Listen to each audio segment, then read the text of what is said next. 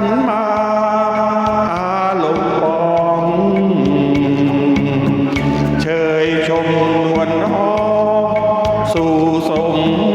พิลมปรารถนา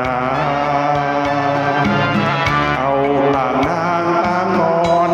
เนื้ออุ่นนุ่นนอนเพลินอุรางมองดาวเปล่าฟ้าจันทรายสายลมเฉยมาเอาลำนาวานั้นเป็นม่านบังต่างเรือนและเย้าเอาคลื่นลมเบาอันแผ่วพลางต่างเสียงดนตรีเอาหลางนางต่างใบ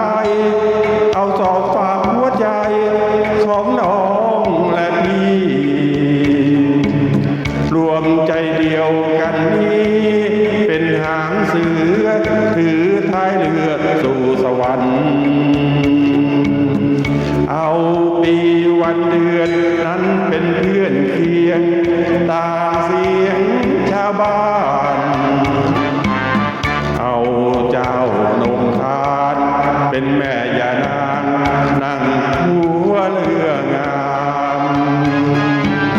เอากินแก้ที่นวลขาวของเจ้ายุพินกินแทนน้ำเอาวาจีที่เลอล้ำช่ำหวานนั้นแทนข้าวปลา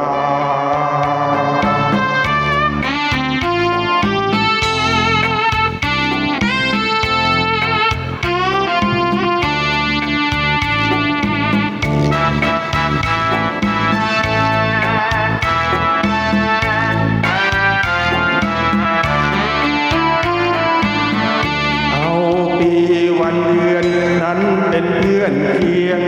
ต่างเสียงชาวบ้านเอา